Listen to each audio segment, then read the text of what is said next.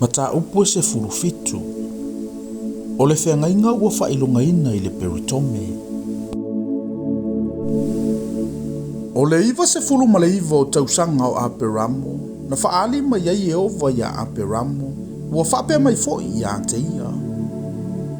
O au o le antua e oule malosi umalava, ia e savali o uruma, ma ia sao la uamiu. Tate o sia le Feagaiga ma oi, o te mantua whaato te leina lava au whanau. O na whapa ufa o leo Aperamo, o na whetalai mai leo le atua i ante ia ua whapea mai.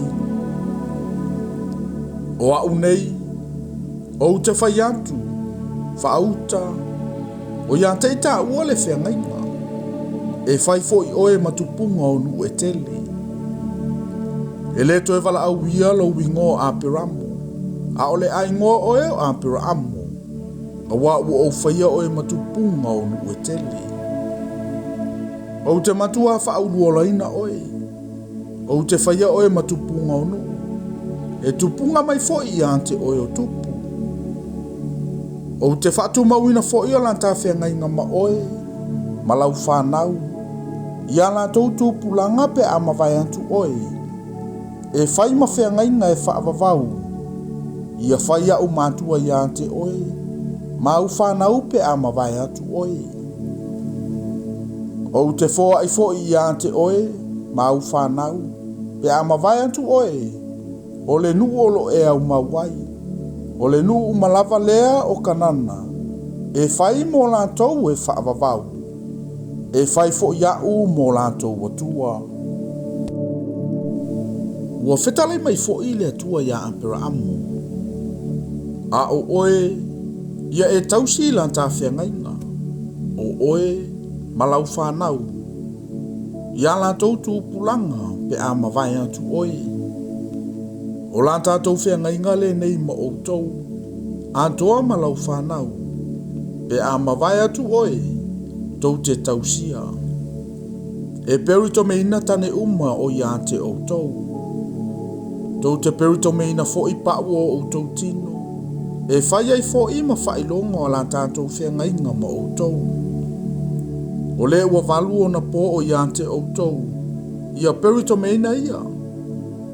O tamne uma ia outou au ngā tūpulanga. O le ua whanau i le ainga, ma le ua whaatauina mai i tupe i tangata ese umalava. E le o sau whanau ia. Ia perito meina lava. O le ua whanau i lau ainga. Ma le ua whaatauina i au tupe. E io outou tino la tātou Feagaiga, o le Feagaiga e whaavavau. A o le tane fo'i ua le perito meina. O le ua le perito meina i le pa'u o lona tinu, e vavae e se ina lea tangata i lona nuu. Ua tuu māvaenga ia i le Feagaiga.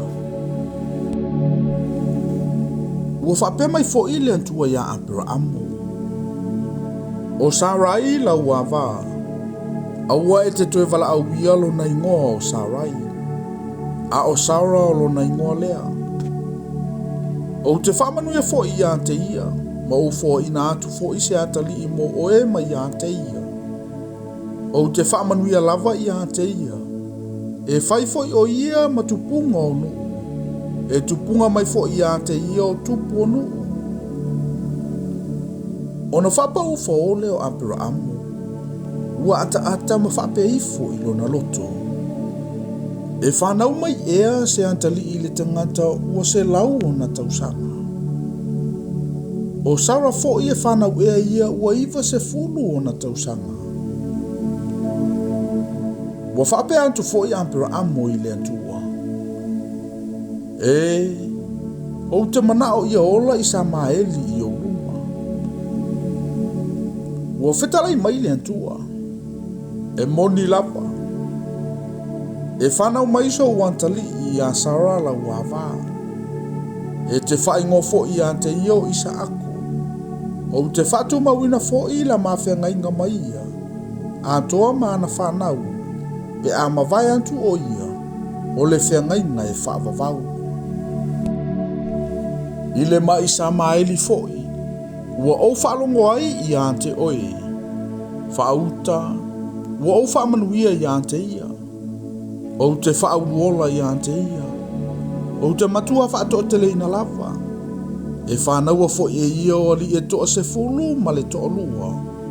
O te whai fo o ia matupunga o le nuteli. Ai peitai. O lau Feagaiga o te whatu mawina lea ia isa aku. O le awhanau mai e Sara ia te oe. I le whapene i lava i le tausanga atali. Ua whai ufo e ia o la lantau talanga mai ia. O na fioa e lea o lea tuana ia apira amu. O na tango le apira amu ilo na atali o isa maeli. Ma ilato uma na whana nau ilo na ainga. Atoa ma ilato uma na Faitauina ia na tupe. O tane uma lava ile ainga o apira amu. Ma ua peru tomeina e ia o pau o lato tino i lea lava aso. E peo na fetalai mai ia ile atua ia te ia. O le iwa se furuma le iwa o tausanga o apira amu na peru tomeina ai o ia ile pau o lona tino. Au o se furuma le tolu tausanga o lona atali o isa maeli. Ina ua peru tomeina ai o ia ile pau o lona tino. O le alava aso e tasi na peru tomeina ai apira amu ma lona atali o isa maeli. O tane uma foi lona ainga. E na whananau mai i le ainga. Atoa ma e na Faitauina i tupe i tangata ese. Na peru tomeina i lantou whaatasi mai ia.